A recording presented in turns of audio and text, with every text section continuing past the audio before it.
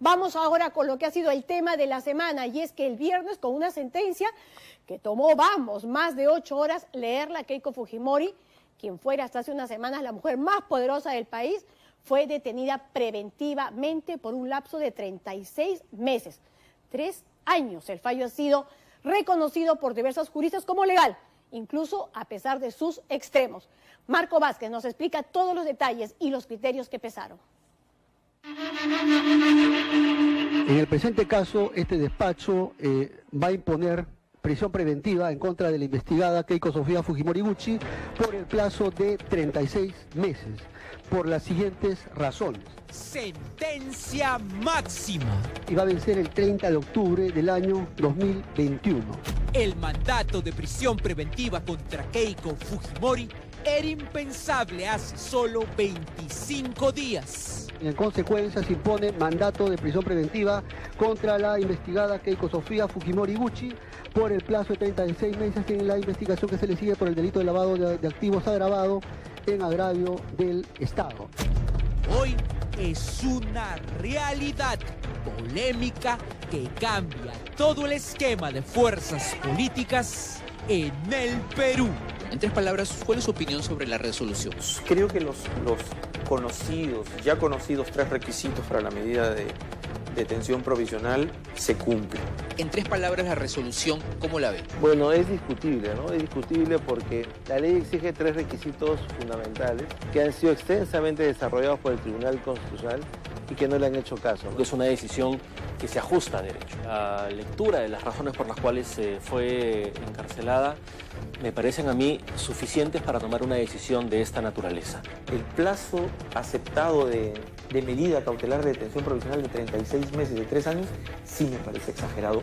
Podría haber sido impecable una decisión con menor plazo o, como dice el tribunal, una posición menos gravosa frente al valor de la libertad, como puede ser una detención domiciliaria. ¿El tiempo le parece prudente? 36 meses. Podría haberse justificado 36 meses, pero también podría haberse justificado menos tiempo. Pero hay una sospecha razonable. Lo que no es razonable es que por eso le den 36 meses. A la luz de los hechos, como vaticinó Panorama, la culpa de la resolución del juez Concepción fue el testigo protegido que, describiendo las acciones del congresista Reátegui, narró las supuestas acciones de la cúpula y entregó los chats La Botica. Han sido fundamentales, han jugado un rol muy protagónico. Sin ellas, sin la versión de los testigos protegidos y sin el chat La Botica, creo que hubiese sido muy difícil sostener una detención preventiva. El chat La Botica, la confesión de Reátegui, es básica ¿en cuánto por ciento? ¿Cuánto le pondría usted? Yo diría, para lo que el juez ha hecho, un 90%. Un 50%. Una resolución política que ha dejado de lado todo lo debatido en audiencia. Concentrarse al final del día el debate en un chat con opiniones políticas en un testigo protegido no corroborado dice mucho de que este es un tema político. ¿Cómo se explica la severísima pero legal decisión del juez Concepción Carhuancho? Como hemos explicado desde el caso Humala Heredia, ya sabemos que los 3 requisitos para la prisión preventiva son: 1. Los elementos indiciarios del delito, en este caso, lavado de activos. 2. La prognosis de la pena, que no es más que la superación de 4 años en una eventual condena. Y 3. La más importante y definitoria, la que manda, el llamado peligro procesal. El punto más sólido con el cual bastaría efectivamente para tener completo los requisitos para la medida es el peligro, en este caso, de obstaculización procesal. Como en el caso de Aportes de Heredia, ella pidió la plata, recogió la plata, guardó y la gastó. Y como eso no sucede precisamente en este caso de Aportes, el juez Concepción Carhuancho, a solicitud de la investigación del fiscal Pérez, desarrolla un aspecto trascendental que responsabiliza y conecta a Keiko Fujimori con lo hecho por sus subalternos. la presunta organización criminal enquistada en el partido. La tesis de la organización criminal al interior nunca será aceptada por la defensa técnica de Keiko Fujimori. Especula, porque no hay un elemento de comisión directo que evidencie que ella hubiera direccionado todo esto en la captación o en el acto propio de lavado. Lo que no cabe en derecho es interpretar las declaraciones de los testigos. Y aquí se ha interpretado yendo más allá de lo que el testigo ha declarado. El juez y el fiscal lo han interpretado y sobre esa base fáctica han hecho una segunda, tercera, cuarta construcción que termina ideando una supuesta organización criminal. Según la defensa, así se hace responsable draconianamente a Fujimori de todo acto irregular dentro de la investigación, con la inferencia de que ella tuvo que disponer por ser la líder de la supuesta organización criminal. Construir argumentativamente una organización criminal estructurada sobre la base de la jerarquía conduce a afirmar que es muy probable que los actos relevantes que se realizan tienen que haber sido determinados o conocidos por la cúpula. Digamos, esa es la lógica de una organización criminal.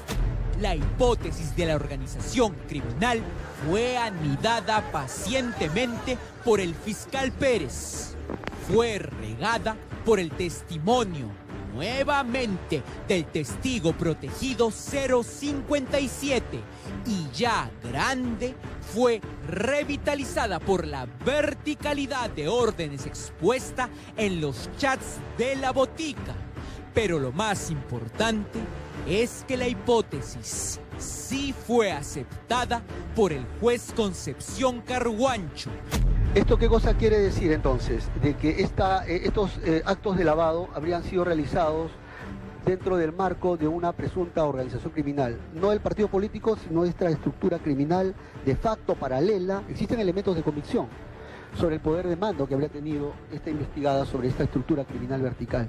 Entre ellos tenemos el testigo protegido número 3. También tenemos el chat de la botica que habría puesto de manifiesto que quien daba las directrices había una suerte de verticalidad. Si era una organización criminal y ella era la líder, según el juez, todo estaba dicho. Ella, por lo tanto, dispuso. Esa es la palabra que utiliza.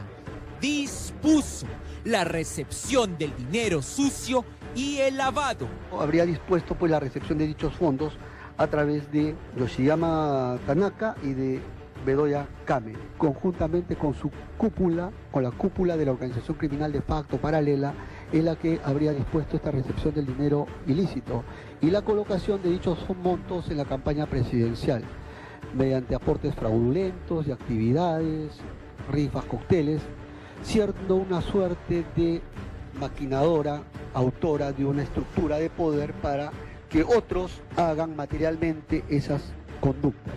Es decir, era el hombre de atrás, para utilizar el término femenino, era la mujer de escritorio que estaba maquinando todo esto para dirigir todo este aparato. De los chats y de la verticalidad y del testigo protegido sale la hipótesis tomada por el juez de organización criminal. ¿Por qué está mal la hipótesis de organización criminal? Porque a lo único que se limita el juez es a decir que en tanto Keiko Fujimori era líder del partido Fuerza Popular, era líder de una organización criminal. Y en base a eso empieza toda una argumentación. Cuando Concepción aceptó la posible organización criminal... En verdad que en el primer tercio de su discurso ya estaba la decisión tomada, ¿no? Y esa tomada respecto a los demás también. Es una crónica de una decisión anunciada. Cuando lo hizo, dio check a Keiko como responsable de los indicios de la nutrida investigación que existe. Pitufeo, prestanombres, tarapoto, rifas, aportantes fantasmas, cócteles, etc. Así ella no lo haya hecho materialmente. Y también dio un check a una pena superior a 4 años. Quedaba el peligro procesal, lo cometa materialmente ella o no, por ser organización. A su vez, lo más importante, el llamado peligro procesal tiene a su vez dos partes, lo que se conoce como el peligro de fuga y lo que mandó en este proceso, la obstrucción a la justicia. A las 3:47 de la tarde del miércoles pasado, Concepción entró a lo definitivo. Sexto, análisis del tercer tema sobre el peligro procesal. A pesar que analistas no lo mencionen, Concepción Carguancho sí achacó peligro de fuga a Keiko por 1. El documento de estrategia de la defensa técnica encontrado en casa de Silva Checa, del cual interesa destacar dos páginas. Página 10, proponer actos de investigación a fin de dilatar una formalización. 2. Los dichos del testigo sobre una supuesta reunión de Keiko con Inostroza como influencia en la justicia. Sobre lo primero, la defensa dice que es inaudito usar un documento privado interno de defensa en ese sentido. Sobre lo segundo, que Inostroza mismo ha dicho que no se reunió con Keiko Fujimori. Vemos la declaración del señor Inostroza, no testigo de la defensa, testigo de la Fiscalía, dice que no conoce personalmente a Keiko Fujimori. Los descargos fueron desestimados por el juez Concepción Carguancho. Entonces es fuerte, es intenso, es alto el peligro de fuga de esta investigada. No por el dato del arraigo, el arraigo lo hemos dado por acreditado, pero hay otros datos que sí ponen de manifiesto peligro de fuga de esta investigada. Así llegamos a lo señalado como lo más fuerte. Peligro de obstaculización de la actividad probatoria en el caso concreto. En la obstaculización a la justicia se narraron 6 hechos. Estos son, aquí están. 1. Torcer voluntad de testigos. 2. Injerencia sobre el trabajo del fiscal Pérez.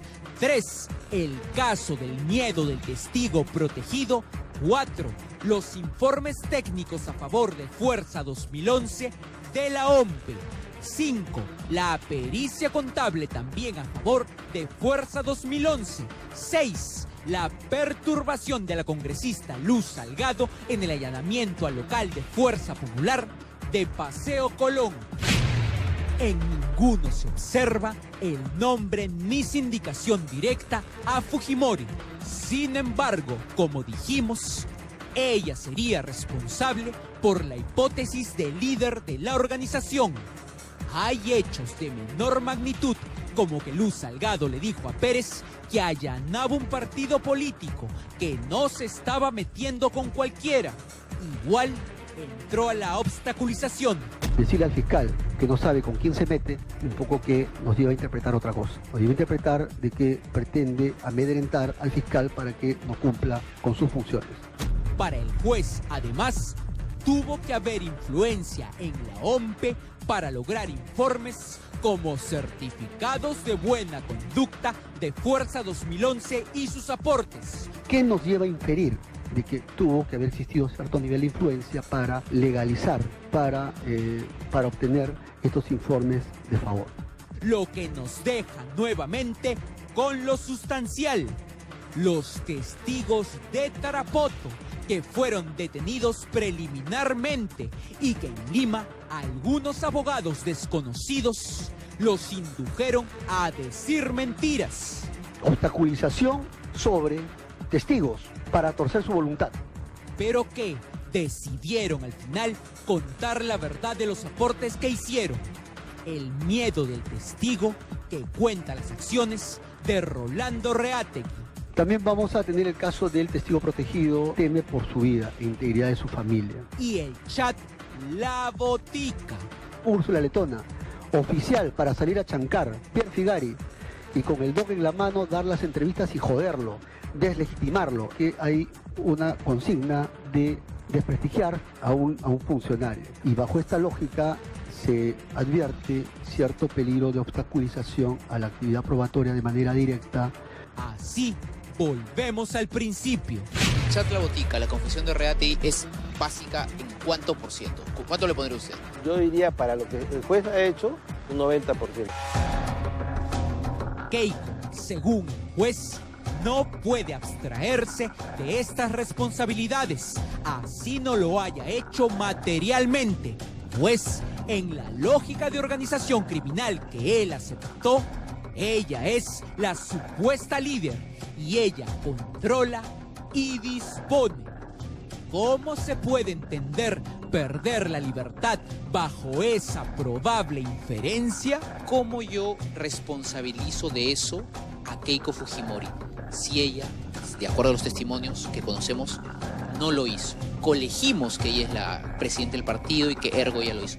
¿Cómo ese salto constituye peligro procesal? Tomando lo que me dice de la defensa, ¿no? A ver, creo que eso sí, efectivamente, es una inferencia y luego el juez ha considerado que hay un nivel de probabilidad de cómo se maneja la estructura. La estructura estaría evidenciada, incluso en estamentos. Así es. Que se nota con meridiana claridad a partir del chat de Instagram. Sí. Esa verticalidad, que no es cualquier verticalidad, es una verticalidad rígida. No es difícil de imaginar que las cosas se hacen con la anuencia, el asentimiento de esta persona. Ellos podrían decir: oye, pero esta es mi posición política, yo estoy en un chat privado, yo he hablado mi posición política porque yo pienso que sí, pues ese señor nos odia, el fiscal Pérez nos odia, bla, bla, bla, y se fue a México, y yo sí quiero, pues, políticamente sacar su registro migratorio y quiero deslegitimarlo, pues. ¿Por qué esa posición política de algo que yo como político considero injusto contra mi líder, tú lo transformas en peligro procesal? Buena pregunta. Tienes mucha razón. Ahora, lo político, por ser político, no es que le sea ajeno al derecho penal. Uno judicializa la política porque la política ha desviado a una estructura de comisión de delitos. El adjetivo tan explícito, chancar, deslegitimar, ya implica pasar la línea, aunque sea privado, refleja el acuerdo tomado. Aunque no se materialice, es un acuerdo que ya implica un riesgo de probabilidad de interferencia en el proceso de investigación. Pero cuando ya cruza la línea, tiene relevancia jurídico-penal innegable. Lo que pasa es que lo que se puede hacer como persona pública, como persona política, o como congresista, o como funcionario público, eso no significa que no se puede incurrir en responsabilidad a consecuencia de esos actos. Afirmar lo contrario sería afirmar la impunidad de todo funcionario público. Una persona que ha sido calificada así, líder, presidenta, que más allá de su rol político, se vale de esa estructura para emitir órdenes directivas o instrucciones de comportamiento tendentes a encubrir o a imposibilitar ciertas investigaciones. De manera que en ese contexto es totalmente plausible que las decisiones relevantes a los intereses de ese grupo no se tomen por los ejecutores, sino que sean consultadas, que sea de conocimiento o hayan salido de las autoridades máximas de ese grupo. Con esa inferencia se puede concluir y llegar a la prisión preventiva, ergo. Esas y otras inferencias y otras pruebas.